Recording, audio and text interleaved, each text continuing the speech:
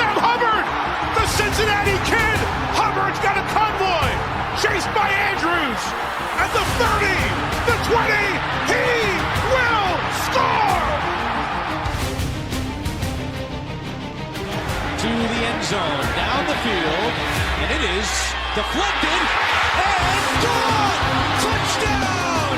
A.J. Green! Over goes back to throw, men are coming late, looks right down the middle, there's Eddie Brown, he has it at the 35 to the 30, he may go, 10-5, touchdown! Now the Bengals Super Bowl chances rest on his right foot. The kick is up. Yeah. It is good.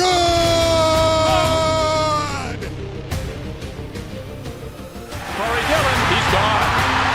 The knockout punch, you're looking at it. 65 yards. And then back to throw as the blitz is on. Goes long, intended for Collinsworth. He has it down to the 20, touchdown! And Chris Collinsworth. Throwing the long ball. Deep down the field. Johnson's got it. Touchdown. Cincinnati. Look at Chase go. Oh my goodness, what a gear he just found. Chase for the touchdown. Wow, Chase is on the case. It is no fluke. It is a fact. The Cincinnati Bengals are headed to Super Bowl 56. The play clock at 3. Shotgun snap. Carr throws into traffic. Intercepted. Jermaine Pratt has the football. Yeah. Coffin nails. Bam, bam, bam. How about that? Welcome in, everybody. Chatterbox Bengals, Week 5 recap. Bengals fall to the Ravens in overtime, 41-38. And as we always are, here on a Tuesday night at 6 p.m., Craig and I here to break it down. Film's all loaded in. One of these days, I'm going to load in film I'm happy about. Well, I guess that's a little too far. I'm pretty happy about a lot of this offensive film. The offense is phenomenal. Just confirmed what we've seen over the last few weeks. And sadly, defense also has confirmed what we've thought over the last few weeks. Before we really get into it, Craig, have you been able to recover? Have you been able to get over it a little bit in the last 48 hours or so? Man, it's real annoying having to do losing editions of Chatterbox Bengals. Yeah, it is. You know, you kind of expect to do a decent amount of losing editions of Chatterbox Reds over a course of a 162 game season. That's right. You know, we went into this season thinking maybe we'd do 4 losing editions of Chatterbox Bengals all season long. Yeah. And here we are after week 5 doing our 4th edition of a losing edition of Chatterbox Bengals. Man, and it's tough because we look at the schedule now and I don't know. I struggle to see them getting to 500 the way their defense is playing right now, but That's right. it's going to be a challenge, and we're going to talk about all that and more here over the next hour or so. We've got a number of key plays keyed up, ready to go over and look at from that 38-41 loss to Baltimore. That's right. And as we go through these plays, you guys are going to see pretty quickly just how different these two sides of the ball are. One operating at just peak efficiency, one of the best in the league at what they're doing right now, if not the very best. And the exact opposite on the other side. Poor execution top to bottom, poor tackling, poor fundamentals, everything along those lines. But before we tear into the defense for about an hour or 50 minutes or however long we're going to do this for, let's do one positive defensive play. And honestly, it's more of a Baltimore negative play here with safety for Sam Hubbard. You see him lined up at the top of your screen there, just completely unblocked through the line of scrimmage, able to chop down Derrick Henry. When this first happened, my initial reaction was, oh, wow, Sam Hubbard finally making a play, something we asked him to do, but it would have been very concerning if he didn't make this play. Completely untouched, works around the fullback, and chops down Derrick Henry in the backfield. Craig, I'll line this back up for you, but I'm not sure what more there is to say than just a completely blown assignment by this Ravens offense backed up on their goal line. Well, I think the question becomes, how bad has Sam Hubbard been that the Ravens are willing to just completely leave him unblocked one-on-one with Derrick Henry? I mean, yes, absolute missed block by the Ravens, but let's give a credit where credit is due. Sam Hubbard one-on-one in the backfield after getting, chopped a little bit by the fullback, is able to go one-on-one with Derrick Henry and make the tackle. We got something positive. And this was early in the game. We thought things were going to go so well. We had gotten 2 punts out of the Ravens already. We got a safety now. Oh my God, this is the game the defense is going to turn it around. But then what happens? What happens, Jacob? Yeah, it gets pretty bad after this one, but boy, was I high after this one. I thought, man, this defense might not be as bad as we thought. Maybe we're making plays. Maybe we don't need Myles Murphy to be an all-pro in his first game of NFL action. Maybe Sam Hubbard's suitable, but after that, it really all fell apart. Craig, getting into these next 2 plays, something you wanted to spend some time on here, and definitely an interesting move by Lou Anarumo against this Ravens offense to put 7 on the line of scrimmage as often as he did. Yeah, well, let's start with this first one. So this first play happened with 3rd and 5 with 12 minutes left in the second quarter, okay? Mm-hmm. So obviously you can see 7 men lined up against the line of scrimmage on the Bengals line of scrimmage side of the ball. When you see the snap, you're going to see 3 of them drop back into coverage, and you're going to see a 3-deep look out of the Bengals with 4 men kind of lined up against the line to gain. Lamar Jackson, the Bengals front forward, does a good job of getting some pressure. He gets rushed and pressured out of the pocket. Go ahead and run it. He has to scramble around. You can see makes a good move, and then obviously because he's on the move has to throw the ball away or just doesn't make a good throw to Rashad Bateman. A lot of credit to Lou Anarumo. When this play was made, I made a note. I said we put a really nice disguise zone look in there. I think Lamar Jackson was confused on this play. I thought he scrambled before he really had to, and it was a big moment and forced a punt that otherwise would have happened. So you're going to see Sam Hubbard drop back into coverage. You're going to see Logan Wilson drop back into coverage. Myles Murphy there does a really good job getting pressure, a name that we didn't say nearly enough in his first game back, but shout out to Myles Murphy on that play, getting pressure. And the reason that we teed this up, first and foremost, we've given Lou a little bit of flack for lack of creativity, and I was really excited when that play happened in the moment. And I don't know if you want to say anything about that first one before we move to the second one. The one thing I wanted to point out at this play, and it's actually not until after the play ends, and it's just reaffirming how important one guy on this team that we all know is very important is. It's Trey Hendrickson and how much he means to this defense, because as we saw Myles Murphy make that play on Lamar Jackson's able to do a little shake and bake at the end and force Myles Murphy to go upfield and then get in front of him right there. You see him shake right there. And then after the play ends and the ball lands incomplete, Trey Hendrickson takes the opportunity with the young player and coaches him up a little bit on what to do and how to correct a small error on an all-around great play by a young player. And I think seeing stuff like that in the heat of action, that's how you should know who the real leaders are, not just the guys who might be sitting at the media table saying what you want to hear. People that are going to actually do it and take young guys under their wing in the middle of a play, in the middle of a heated rivalry game. That's how you know who the real leaders are. So just seeing that from Trey Hendrickson is great, because as we've talked about before with this coaching staff and not really knowing what's all going on there and how out some people might be on different positions, it's important for the guys at the top of these different sides of the ball to take a leadership role. We've talked about it a ton with Joe Burrow, and on defense that definitely falls on Trey Hendrickson. So just wanted to point that out before we moved on here to the second one. Yeah, absolutely. And then the second one, so I want to set the scene. This play is less than 4 minutes later, okay? So the Bengals force the Ravens to punt after that first play that we just showed. The Bengals then go 3 and out and punt it right back to the Ravens. The Ravens are driving. This is yet another 3rd and 5.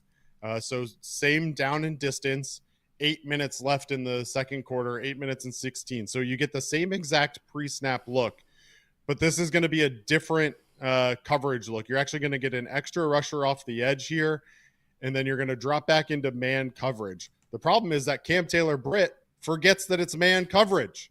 You've got Rashad Bateman coming across the middle of your screen, number 7, heading towards the number 10, and he gets wide open because Cam Taylor-Britt completely forgets that he's running man-on-man with Bateman right now. And so you've got the same exact pre-snap look. You've got man coverage this time. with an extra rusher coming off the edge with Geno Stone. You can see that Geno Stone comes unblocked, again, confuses the Ravens, but because Cam Taylor-Britt doesn't stay with his man and gets confused about the defense, he ends up leaving Rashad Bateman completely uncovered, wide open for the easy touchdown for the Ravens. Now, in most situations, when you mix up your looks, which is exactly what you're trying to do as a defensive coordinator, you want the offense to be guessing constantly about what it is you're coming with and give them similar looks pre-snap that ultimately turn into different coverages.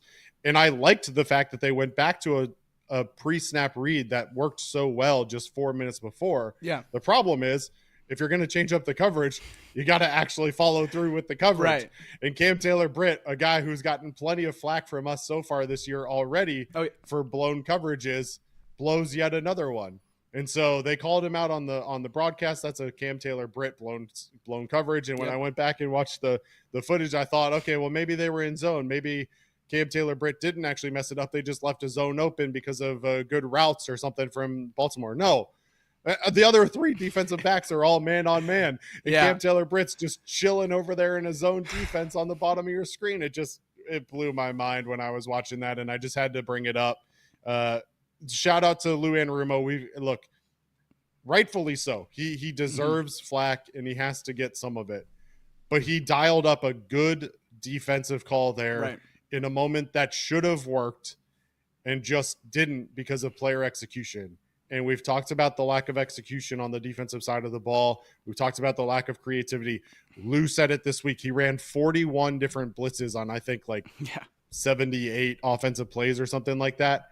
Blitzed more than he had in his career at the Cincinnati Bengals in this game.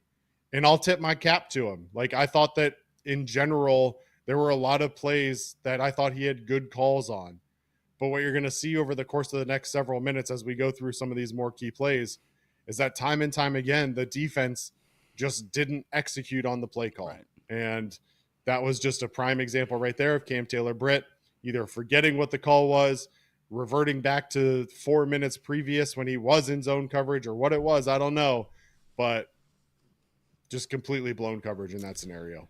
Cam Taylor-Britt so far this year, or so this last week against the Ravens, 5 catches for 91 yards.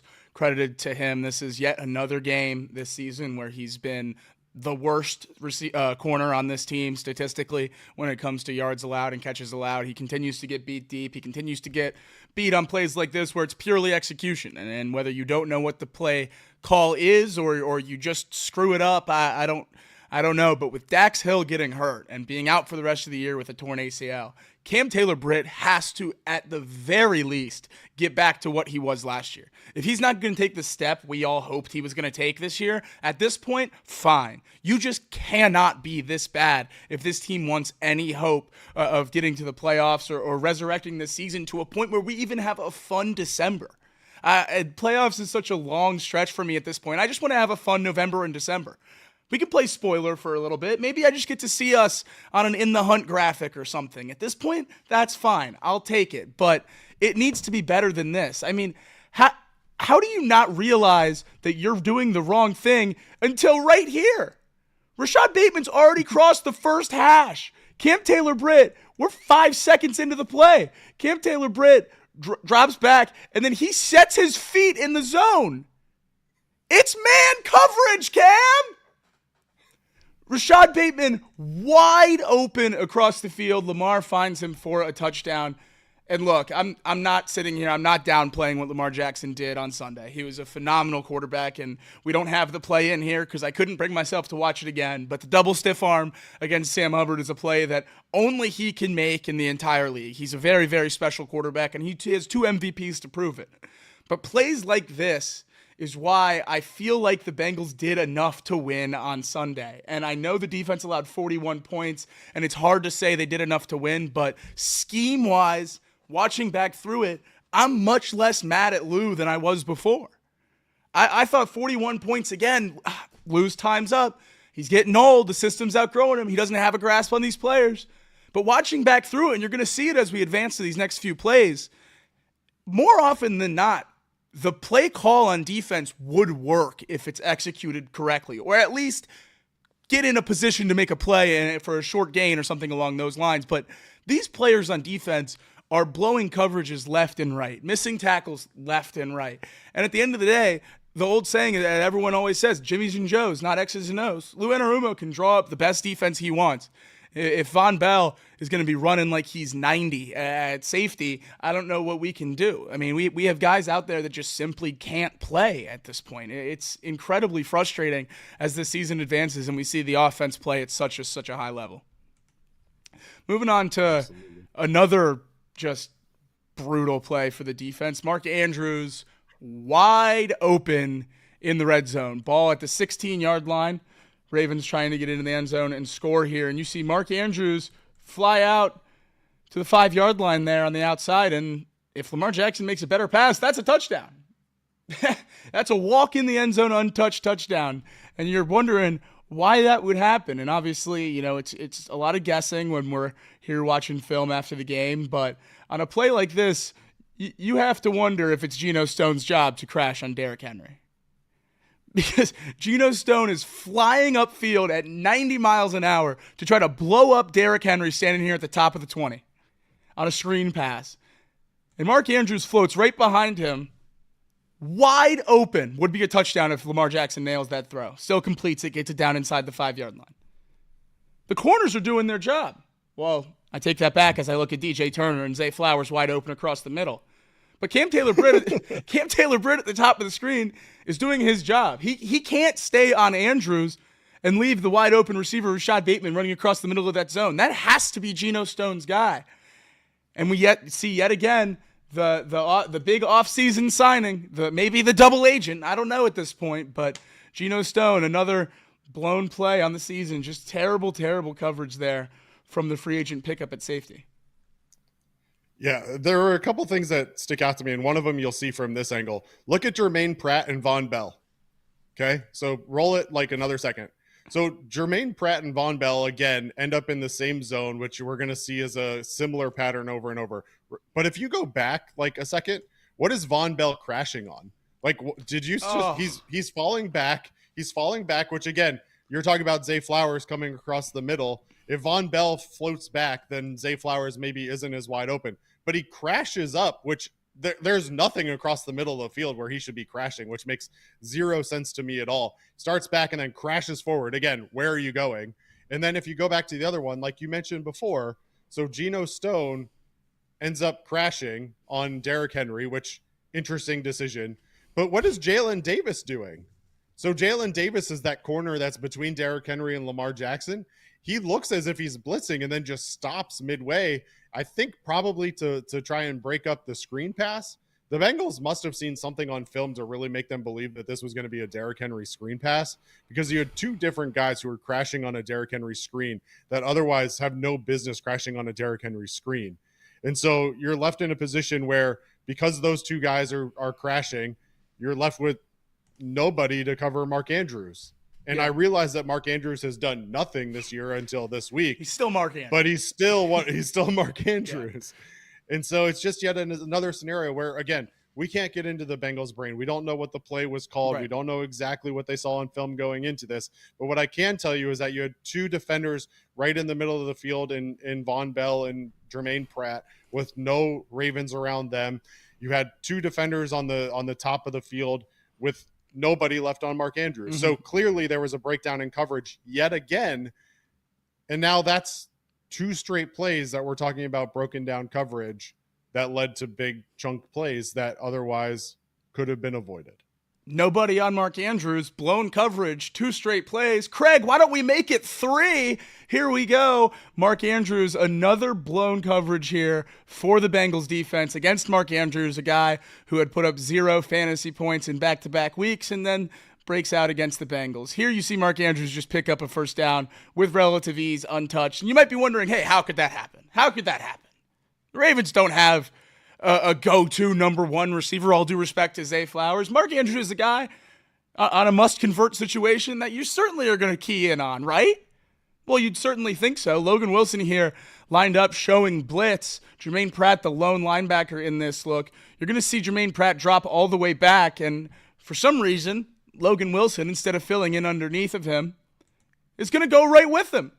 They're going to drop to the same zone. Two linebackers standing right next to each other, right at the bottom of that B logo. And Mark Andrews, nobody around him at the 30-yard line, just going to scamper forward for 10 yards and a first down and keep the sticks moving on an integral drive of the game for the Ravens. I mean, just yet another play where the zone where the pass is completed is accounted for in the system, in the play call, but it's abandoned by these players in poor execution. So here's my question for you, okay? So you've got trips left. Mark Andrews is the sole receiver on the bottom of the screen, right? Right. What's DJ Turner doing? Well, that's a great question. Where's DJ Turner that is going? a phenomenal question. I was focused on Logan Wilson. Where is he going? So here's the thing, right? Like, first and foremost, it looks like the goal of this play from the Bengals' perspective is to get men on the line to gain. All five of their middle defenders are going straight to the 40-yard line, which is the line to gain. The problem is that, like you mentioned, Logan Wilson and Jermaine Pratt end up in the middle of the field instead of one of them being down by the hash mark. So even if Mark Andrews does catch that ball short of the line to gain, both of them should be able to converge up on that play to be able to make the stop. But look at where their backs are right now. They're turned away from Mark Andrews, and Lamar Jackson's ready to throw the ball. So no matter how good of a defender you are, if your back is turned to where the ball is going and that ball is caught 5 yards short of the line to gain, most receivers are going to make that catch and make that first down. Again, really hard to know exactly who's to blame.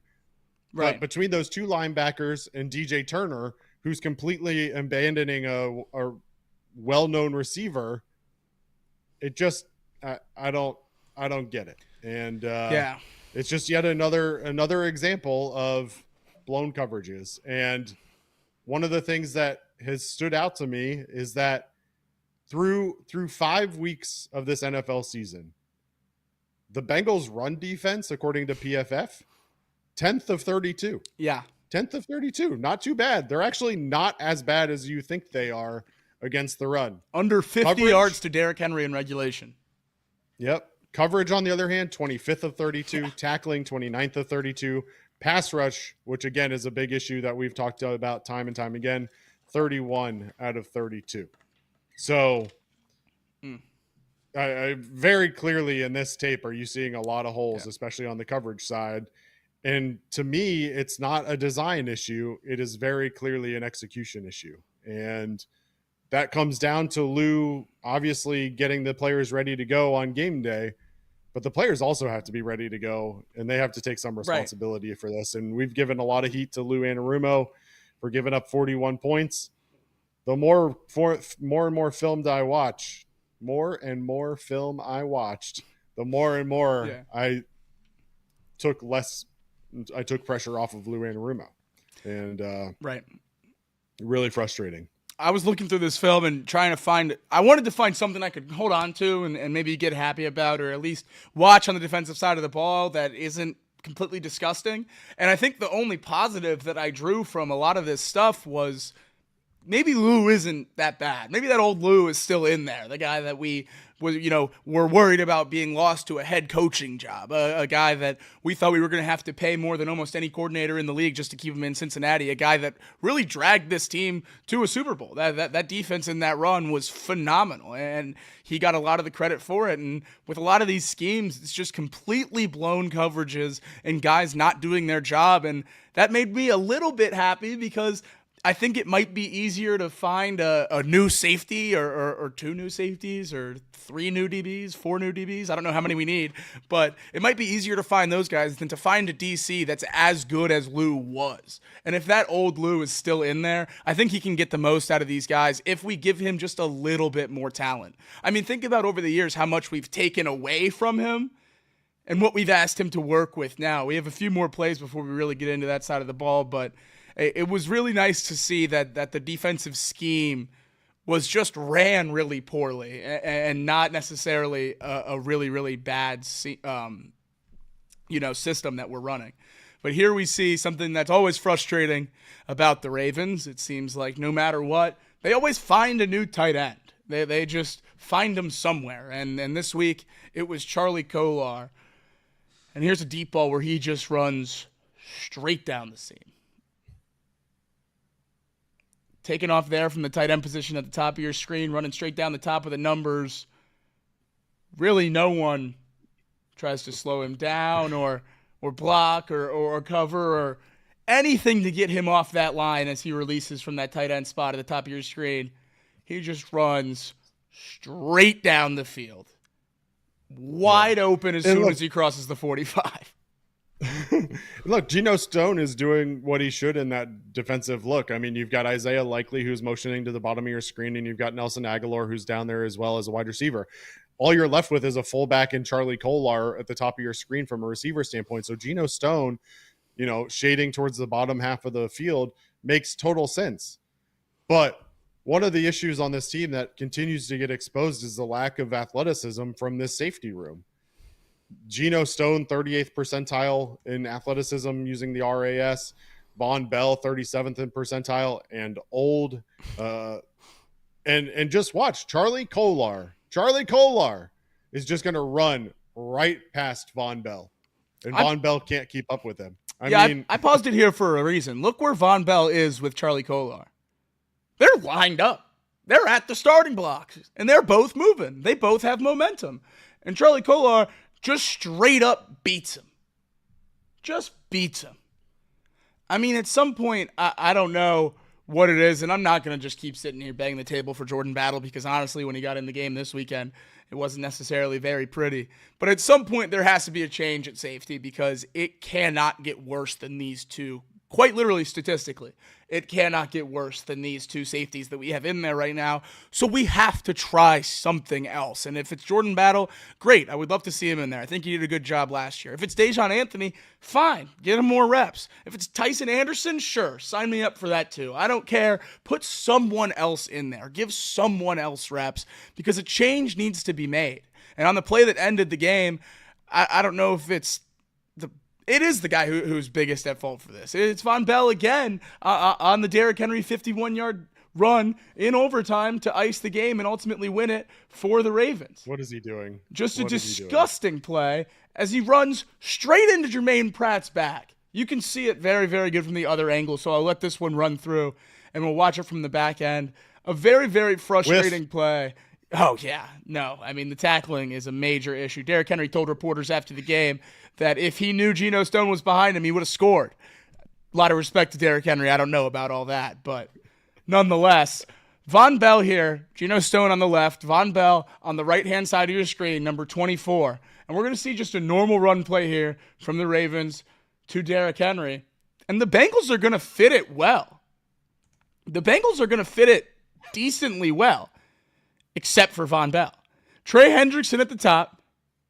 Jermaine Pratt right there in the middle. Logan Wilson coming to fill the hole between, I believe that's Lawrence Guy and Jermaine Pratt.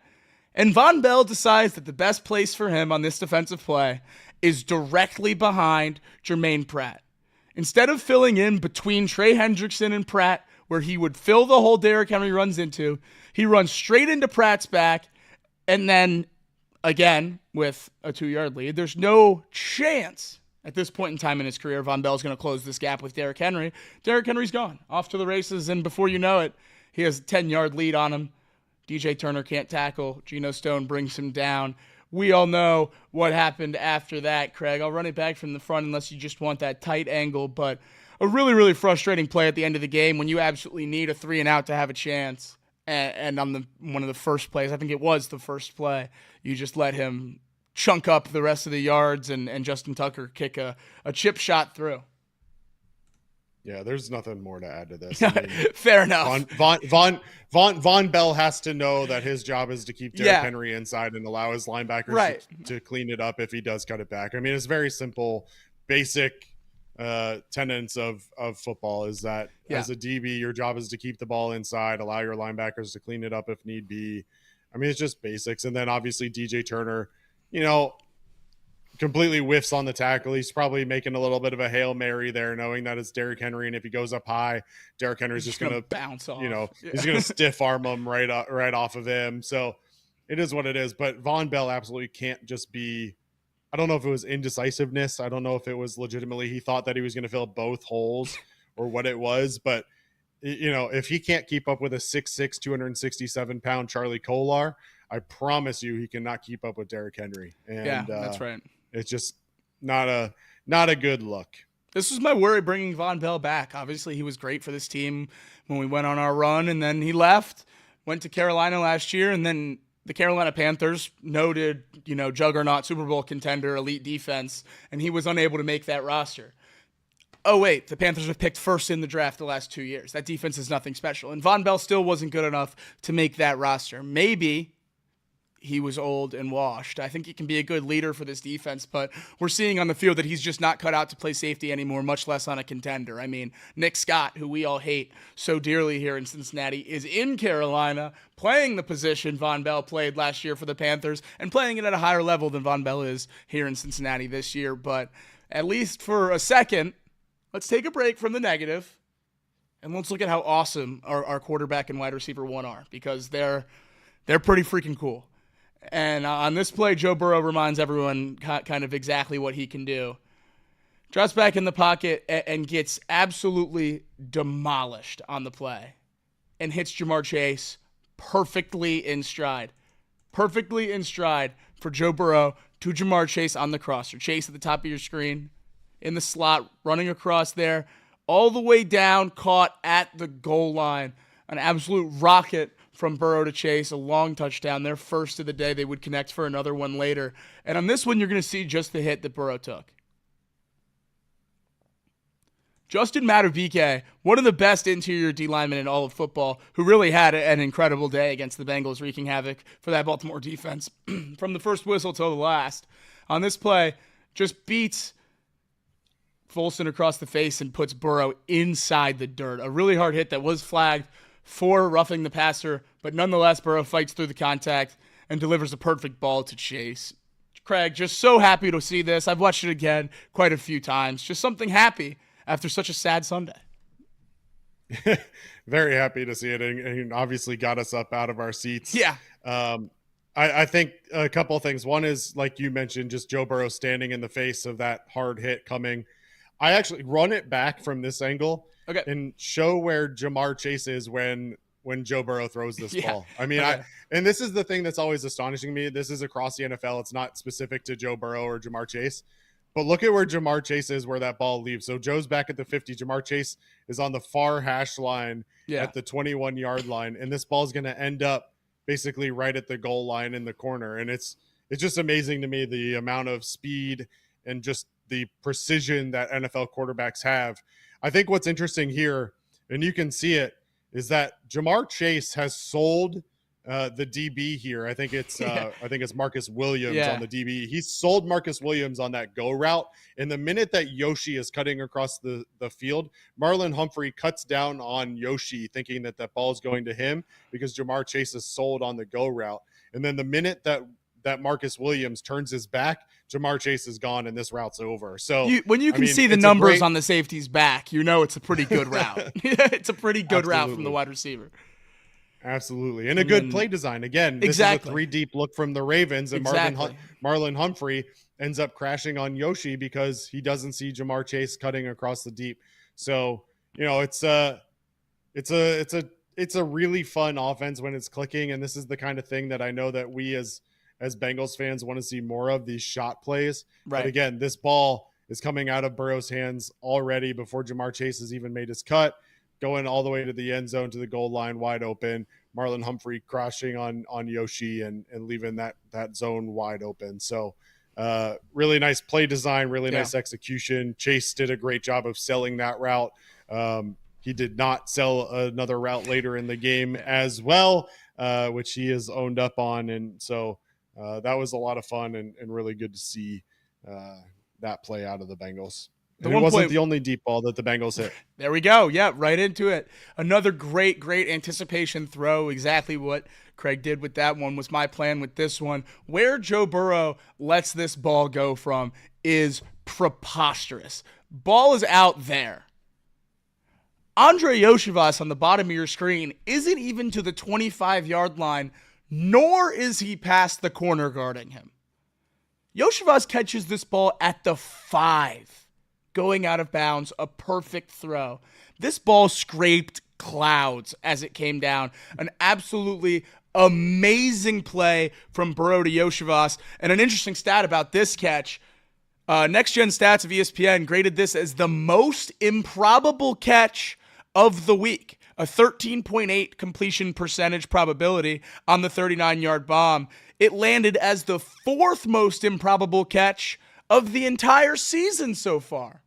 Obviously, big-time credits to Yoshivas for making this play possible, but an unbelievable throw by Burrow. Yeah, great throw by Burrow. And again, Marcus Williams gets frozen by T. Higgins coming across the middle of the field. Has to wait and see what T. Higgins is going to do before he decides where he's going. And that 2-deep look just leaves that deep corner wide open for Yoshi because Marcus Williams has to respect T. Higgins across the middle. And so a great ball from Joe Burrow, obviously, and a great catch from Yoshi. And like you said, that ball felt like it was up in the air for like 11 seconds. Insane. I was just waiting and waiting and waiting for it to come down. It was crazy. Yeah. So, look, I don't think that it's any surprise that there were some positives on the offensive side of the ball this week. But for Joe Burrow coming back from a wrist injury and really kind of having to settle into running an offense again and reading the defenses and making the difficult throws, I think he's all the way back. And I don't think that that's much of a discussion at this point. Is that Joe Burrow is showing you exactly why you're paying him $55 million a year and why he's your franchise quarterback for hopefully forever. And it's a ton of fun to see. I just wish that the defense would give him a little bit of help to keep him up. But in terms of quarterback efficiency, Joe Burrow, number 2 in the league right now, only behind Jaden Daniels, who is obviously Craig. Did he pass him? Correction, and I pulled it in just to show everyone. Adjusted EPA per play leaderboard following week 5. Joe Burrow is the best quarterback in football.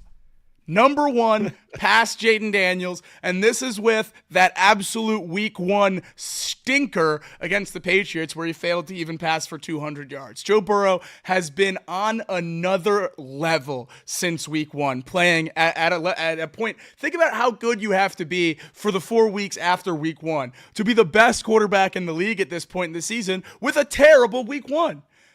His ability to turn this season around, and I don't think anyone's thought about the wrist injury since week 1 with the water bottle clip and all that nonsense, which is crazy to think about. This guy had a surgery that no quarterback has ever had coming into this season, and we had Twitter doctors telling us he had to cut his hand off. And now he's the best quarterback in football, 6th in passing yards, 1st in touchdowns, only 2 picks this year, and 2nd in QBR. If this team had one more win, he would be the MVP favorite on every single sports book. But this defense is selling what is going to be a historic Joe Burrow season. He is nothing short of incredible. And that's why the 1 interception at the end of the game hurts, because it feels like at the end of a lot of these losses, there's been one Joe Burrow mistake that everyone seems to focus on, and it's hard to argue that that's a turning point in a lot of these games, whatever that one mistake might be. But it's so frustrating that we've gotten to a point with this team where 400 yards and 5 touchdowns, 38 points is not enough to win. And at some point, I'm really worried about if that offense tails off at all. If Joe Burrow stops being superhuman for a week, if Jamar Chase and T. Higgins combine for less than 20 catches for 200 and 300 yards. Like, this offense is so reliant. This team as a whole is so reliant on these offensive stars being stars. And I know that's the boat we've put ourselves in, and it's the way we're going to probably continue to trend as we extend these guys. Just super reliant on the big money contract players. But at this point, it's frustrating because they are delivering at a level that we might not have even expected in our wildest dreams. I think even when I said the Bengals were going to be 4-2 through their first 6 games, I didn't know that Joe Burrow would be playing this good. If you told me Joe Burrow was putting up these numbers, I probably would have said 6-0.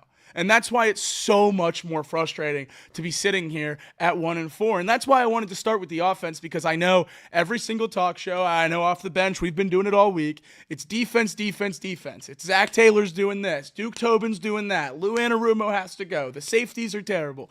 And I feel like people are glossing over how great Joe Burrow and Jamar Chase have been so far this year. Jamar Chase, second in the league in receiving yards. And we were sitting here worried if he wasn't in his normal form after a slow start for 2 weeks of the season. He's second in the league in receiving yards. And that goes back to what I said about Joe Burrow. How great a production do you have to put up to cover that much ground after starting slow?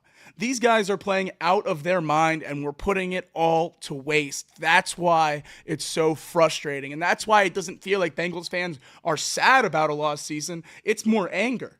Because we're seeing one side of the ball do exactly what we ask, exactly what we thought the recipe to being a Super Bowl contender was, and one side of the ball rarely even just do their job. Yeah, I know that it's typically reserved for the best quarterback on the best team. I know. But even at 1-4, it's really hard to argue against Joe Burrow, at least being in the conversation for MVP right now. I think at bare minimum, he's the runaway favorite for comeback player of the year, but he's not right now, according to odds. Who's the favorite? The favorite for comeback player of the year is Kirk Cousins, followed by Sam Darnold, and then Joe Burrow.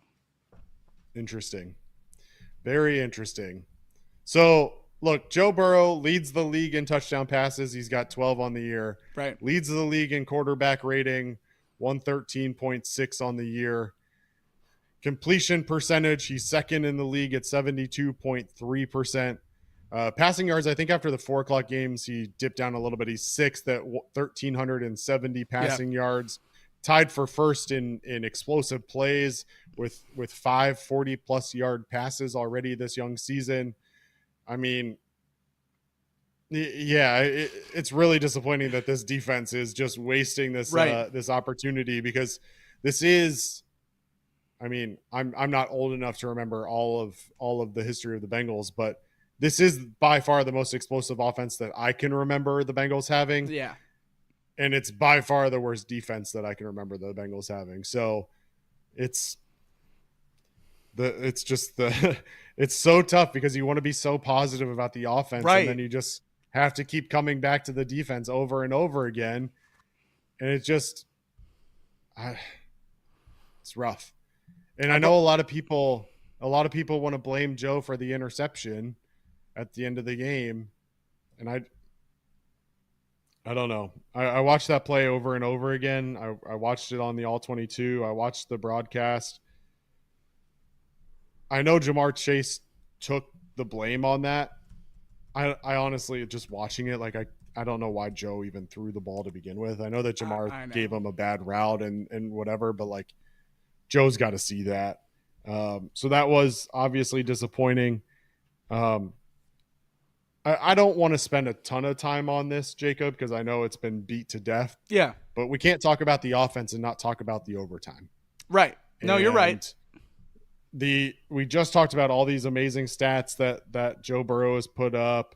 We talked about how great he's looked and how T and Jamar Chase combined for 19 catches on the day for 276 yards, I think it was, something like that. Like, all of these great stats. The running game all day long was struggling.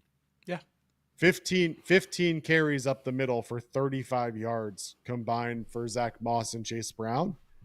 And what do they do in overtime? Chase Brown up the middle for 0 yards. Chase Brown up the middle for 3 yards. Chase Brown up the middle for 0 yards. At least give me something creative. Right. Like if you want to run the ball and you want to protect the ball and you don't want to risk losing, 7 yards and getting out of field goal range, I get it. Get him the ball out in the flat. Get him, something that moves the line a little bit. Like, I don't understand running up the middle after having 15 carries for 35 yards through the regulation, running it up the middle 3 times. And I know that Casey said it on Off the Bench this week. Every team in America, when they get the ball in overtime, their job is to drive down the field and get as close as they possibly can to make that field goal as easy as possible. Zack Taylor didn't take that approach. Yep. The challenge that I have, and this is just my perspective. In that situation, I want to pick up 15 yards. So I want 1 first down, maybe a little bit more. And I want to try and kick that ball on 3rd down. And I think one of the things that really put them behind the 8 ball in this situation is because they ran that ball 3 times and they left a really long field goal for Evan McPherson, is that even if they tried it on 3rd down, they would have been left with 4th and 15. So they would have had to punt it anyway. Yeah. So instead, what he should have done is picked up a first down or 2. Then if you want to run it a couple times to see if you can pick up another yard or 2, that's fine. But then set it up for your kicker. If you fumble the snap, then just fall on it and kick a longer field goal. But when you're already kicking a 57, 53-yard try, whatever it was for Evan McPherson in that overtime, you can't just fall on it on 4th down. Right. You're left with a situation where you have to try and kick that ball, and you're not giving your special teams an opportunity to save yourself in the miss, and you're not giving the offense an opportunity to win you a ball game. And so lots of decisions that kind of go against general ideas. But it's really tough when you've got 30 plus minutes of offense on film that looks really good. Yeah. And then you get this 3 minutes of terrible decision-making, and it's just, I don't know. Just big moments for Zack Taylor don't seem to click right now for whatever reason. So thinking back through that series, because obviously that pivotal series in the game, win or lose right there, you make the kick, you go home victorious, you miss the kick, you give them elite field position with probably the best kicker in the history of the game, and they have a chance to win it with a field goal. Obviously the Derrick Henry run didn't know that was going to take place at the time, but the more and more I think about it, the more and more I understand settling for the 53-yard field goal, and it's because McPherson has done it so many times. Would I have thrown the ball and been a little bit more aggressive in moving it? Yes. But Zack Taylor said he called a pass on the first play, that Joe Burrow audibled it to a run. If that's the case, then I think you have one more down to work with, because on 3rd down, regardless, I would run the ball to center it. Regardless of where you are, I would put the ball wherever Evan McPherson wants it to be most comfortable for the first down. So that means we got one pass call from Taylor, and then on 2nd down, he chose to call a run where I would have called a pass. And then he called a run where I would have called a run. Now we've boiled a drive where I'm mad about his play calling down to just 1 2nd down play call where I disagree with the philosophy that he had. The point in this all where I get a little bit upset, and I am, as far out as you can be on Zack Taylor right now as a guy who's been a pretty big Zack Taylor guy for the last few years. But the people that are saying he quit on the game and quit on the team by making those play calls, I don't like that verbiage, because I feel like Zack Taylor, whether you agree with it or not, and then that's what we can debate, what the right philosophy is, but whether you agree with it or not, Zack Taylor thought he was giving his team the best chance to win the football game at that time. If you don't think it was the best chance, and I'm not saying you, Craig, I'm saying everyone. If you don't think it was the best chance to win, that's fine. Let's argue run or pass. But I don't think it's fair to say that Zack Taylor quit on this team and quit on this football team, because I really do think that when he's standing there on the sideline, nothing was going through his mind other than let's win this football game. And he thought he was doing what was best to do that. Yeah, I don't think that Zack Taylor quit on this team. But what I do think is that Zack Taylor got short-sighted. I think Zack Taylor saw a 53-yard field goal opportunity, which, again, is well within McPherson's range, but he didn't think things through. Yeah. You mentioned Justin Tucker. Let's say you miss that field goal for whatever reason from 53 yards.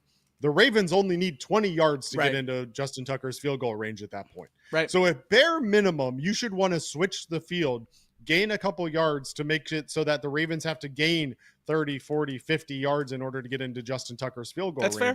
You can't settle for a 53-yard field goal, regardless of how you feel about Evan McPherson, knowing that if you miss it, you're turning around and giving the Ravens basically a free field goal, knowing that Justin Tucker can likely hit it from 60 plus if need be. Now, Justin Tucker prior to this game was 0 for 2 on the season from 50 plus yards, but he's Justin Tucker. Right. He's Justin Tucker. Yeah. Like, it's not like we're talking about some unknown kicker who happened to be 0 for 2 on the year from 50 plus. We're talking about Justin Tucker, who's built a career off of hitting clutch long field goals. Absolutely. So it, for me, is not about quitting on the team. It was simply about being a head coach in the moment. It is your job to think through every situation, every scenario. And in that situation, whether it be because he's calling the plays or because Dan Pitcher wasn't in his ear talking through scenarios, whatever it may have been, he had 3 different opportunities to make a decision to protect his defense. And he didn't know that Derrick Henry's going to run for 51 yards and give Justin Tucker a 24-yard chip shot. He didn't know that. But what he did know is that it would have only been 20 yards away from a Justin Tucker field goal opportunity. And in that moment, you have 3 different timeouts that are called in that little time frame there. You have plenty of opportunity to talk through all of these scenarios. And the fact that we didn't talk through these scenarios and say, hey, maybe we do need to pick up a couple more yards to make sure that if we do miss it, even though I have all the faith in the world in Evan McPherson, this is a system that is ripe for flaws. Things happen all the time where kicks go wrong for one reason or another. Mm-hmm. And look, if you're in a position where you don't want to get sacked, you don't want to lose yardage because you didn't want to get beyond the 57 or 56 that you initially started at, I get it. I do. But it just felt like a not fully vetted, not fully thought out opportunity. And the key to every head coach, every successful head coach, is that at all times they have every scenario running through their head. Coaches most of the time are thinking multiple plays ahead because they're thinking, okay, when I pick up X number of yards on this play, here's the plays that I can draw from. And when I pick up X number of yards from that play, all right, I can go with this. It's the same reason they're scripting out the first 10 to 15 plays, is because they believe that they know what's going to happen during those plays and they can rely on it. In that scenario specifically, Zack Taylor was not thinking through all of the possibilities. And that's all it comes down to. I don't think he quit on the team. I don't think it was anything like that. I just think he got ultra conservative. He didn't play to win the game. He played not to lose, and it bit him in the butt. That's right. And how many times, regardless of the team, Bengals or anyone else, do we talk about that playing not to lose is never a recipe for success? You have to play to win games. That's the only way you can get it done in a league where everyone's professionals, much less against a team as good as the Ravens. This goes for playing the Panthers or the Patriots or whoever else as well the Bengals might play this year. I just used 2 teams we already played. That was a bad example. But any other poor team that we're going to play this year, Raiders coming up on the schedule, certainly towards the bottom of the league, you have to play to win those games too, because when you play conservative and you play to not lose, that's when you give chances for bad teams to come back and beat you. And when you give a chance for a great team to come back and beat you, they're certainly going to take it. And that's exactly what the Ravens did. The Bengals defense bottled up Derrick Henry for the entire first half, holding him under 50 yards when that was the main concern we all had going into the game. How much would Lamar Jackson and Derrick Henry dominate this rushing the football against this defense? Neither of them had phenomenal days on the ground. The Ravens really beat the Bengals throwing the ball. Lamar threw the ball over 40 times for 350 yards. Derrick Henry bottled up until that last play of the game. Well, the last play before the field goal that we showed you earlier, the 59-yard overtime run, bringing him up to 92 yards, which looks like a normal Derrick Henry stat line. But this Bengals rushing defense did a very, very good job. And talking about, like you said earlier, top 10 unit in the league at this point on rushing statistics. But the pass defense has just been so bad, and it's getting worse with Dax Hill out for the year with a torn ACL. Not a lot of positives on this defense personnel-wise. Not a lot of things to get excited about. BJ Hill had a few pass rush wins over the weekend. Nothing else for the interior defensive line. Tufele, Chris Jenkins, and Lawrence Guy, all 3, 0 pass rush wins over the weekend. So we continue to ask for more from this team. Myles Murphy made his debut, got 3 pressures, but that was it from him. Not able to bring down Lamar Jackson, but regardless, no one could. So no that I can put that on him.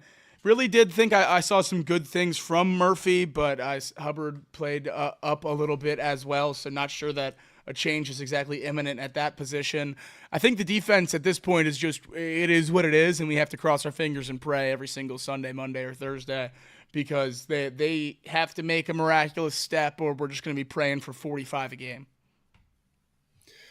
Yeah, look, I think that there's a couple things that are obvious issues with this defense, and I start with the secondary. We highlighted it earlier on in the show with the secondary breakdowns and the coverage breakdowns. That's obvious. When you have guys who are running completely free across the field, that's very obvious to be able to pinpoint what the issue is. One of the bigger issues for me is that even if you correct those coverage issues, let's say that Cam Taylor-Britt goes with Rashad Bateman on that crossing route. Right. The defensive line is just not winning enough at the line of scrimmage, especially on the interior. And you mentioned Myles Murphy had 3 pressures. Well, on the interior of the defensive line, BJ Hill had 3 wins on the pass rush out of 30 potential rushes, 10% win rate. Not great, but also not terrible. Not zero. Your trouble, not zero. You know who had 0? Everyone else. Everybody else. Yeah. So Jenkins, Jackson, Guy, Tefeli, 0 wins on 56 pass rushes. Yeah. I mean, that's where the issue comes in, is that it doesn't matter how good you are in the secondary. Every team in the NFL can beat you if you give them 3 seconds to throw the ball. That's right. That's going to be an issue moving forward. And I got to figure out where I'm going to go with the draft in 2025. I got a lot to see still over the course of the next 11 weeks, 12 weeks. But if defense isn't our first 3 picks in the draft this year, it's going to be a challenge. And that's saying that despite the fact that I think T. Higgins is gone. But how many draft picks have we used over the last few years on defense and just completely whiffed on every single one of them? Do I need to go get the chart back? We had that great episode with Gridiron Grading. We had a chart. It was all red.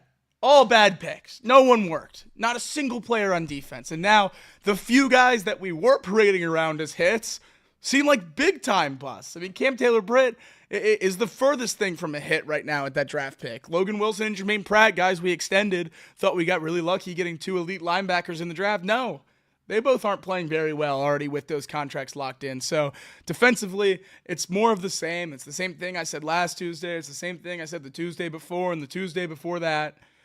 We hope that the roster that we have can somehow fix this miraculously, because there's no reasonable expectation for change personnel-wise. There's too many holes on this team defensively to fix with one trade. One guy's not going to make a deal. And even if it would, I wouldn't hold your breath for the Bengals to go trade for Max Crosby or Jeffrey Simmons. I've seen that floated around on Twitter and everything. Would it be fun? Absolutely. Would I have the jersey by the time their first game happened? You betcha. But are the Bengals going to do it? No. So let's stop acting like the only way we can save this defense is to trade for a guy with a massive contract and an all-pro, pedigree.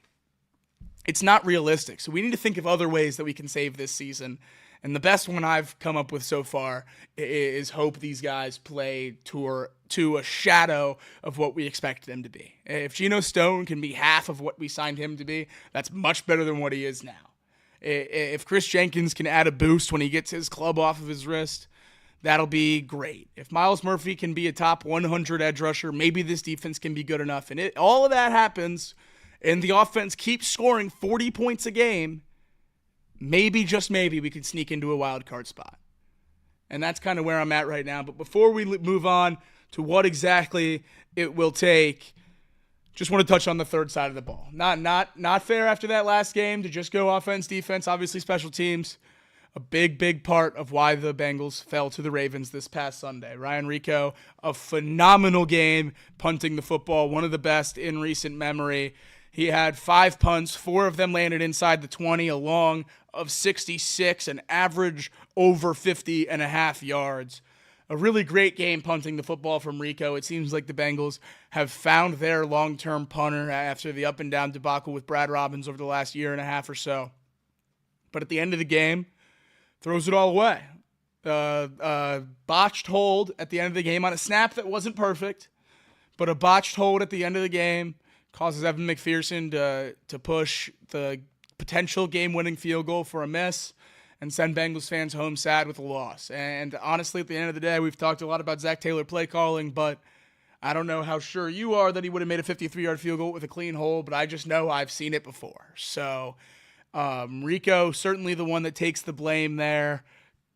Pseudo cost the team 3 points on that play, but got the team 2 points on a safety earlier in the game by pinning it within the 2. So I think just minus 1 point for Ryan Rico on the aggregate of the day.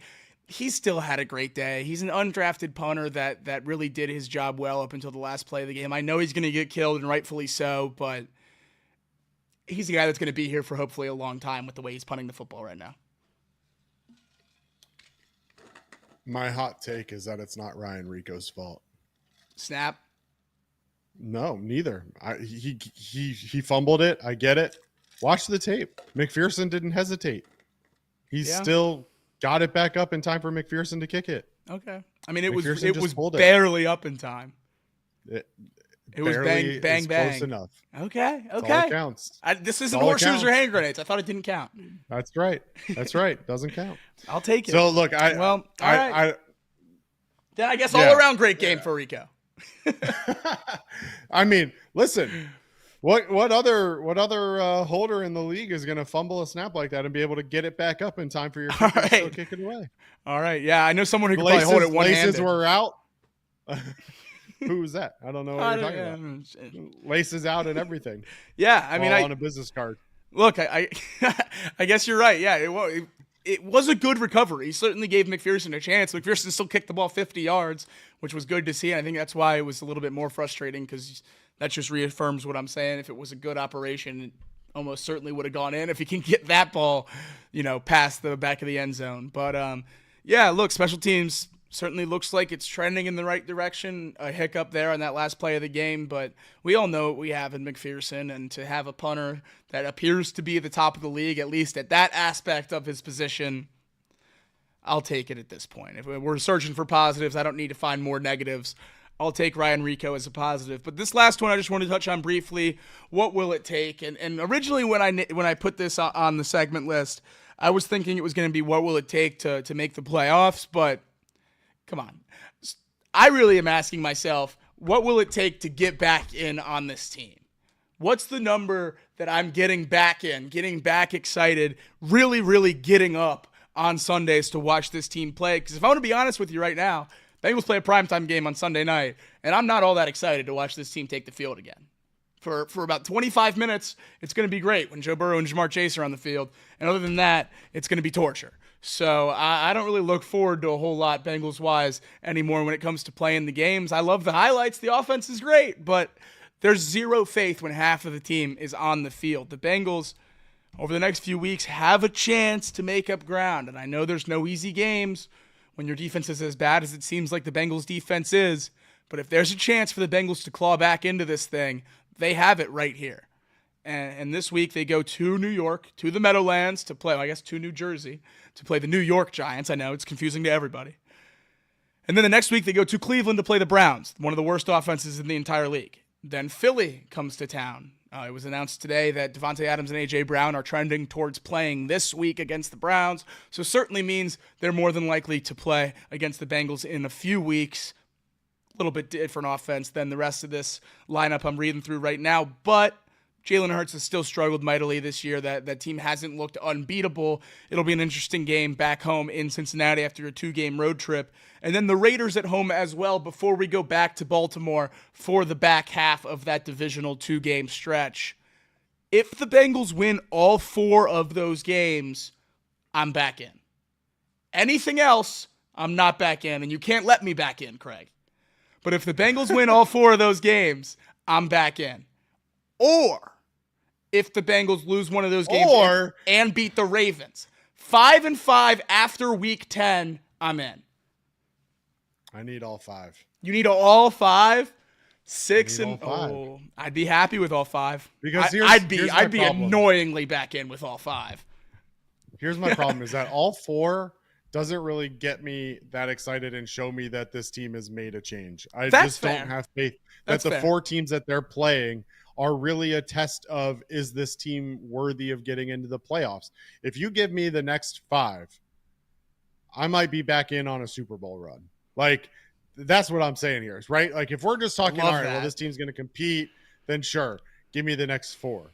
But if you legitimately want me back in on this team and want me to get excited and wake up excited for each game, I need all 5. Let's not kid ourselves here, Jacob. We're both going to wake up on Sunday and we're going to be pumped for Sunday night. I already took the Bengals -3. Acting like exactly. But if you give me all 5, I might be back in on a playoff run for this team. Right now, I don't know that the next 4 alone gets me there. Because if you lose to the Chargers, then in my head, well, you're just going to rattle off 4 straight losses anyway. So I need all 5. So give me all 4, obviously, against the Giants, the Browns, the Eagles, and the Raiders. If they beat the Ravens, I might be back. If they lose to the Ravens, then I'm going to expect them to lose 4 straight. Yeah, that's the problem. Well, that's fair, right? So that's fair. If they beat the Ravens, then they're going to rattle off 1, 2, 3, 4, 5, 6, 7, 8 straight. Well, they might win out if you tell me that they win. Yeah. Let's win out. Why don't we just win out? They might win out. I didn't even think about winning out. Let's just do that. Seems simple enough, doesn't it? Yeah. No, that works. That works for sure. Well, guys, so that's where we're at. If you can't tell with this season, trying to find ways back in. I'm gonna end up giving the Bengals probably 3 or more benchmarks the rest of this season to try to get me back in. I will hold their hand and drag them to get me back in if I have to, because I can't quit this team. I wait too long in the offseason to watch football, and at the end of the day, I can say all this and be as mad as I want on Sunday night. But when the week passes and the next game rolls around, I'll be in my jersey, sitting right here, just as excited as I was the week before. So at the end of the day, we still get to watch Joe Burrow and Jamar Chase play football once a week, and it could be way, way worse than it is right now. The Bengals have a lot going for them. We're going to be here to hopefully talk about some wins at some point. But for the Week 5 edition of the Bengals recap here on Chatterbox Bengals, that's going to do it for Jacob Tissett, for Craig Sandlin. Thank you guys for tuning in. We really appreciate it as always. We'll catch you again Thursday night at 7 p.m. right here on Chatterbox Sports on YouTube. Thanks so much. We'll see you next time.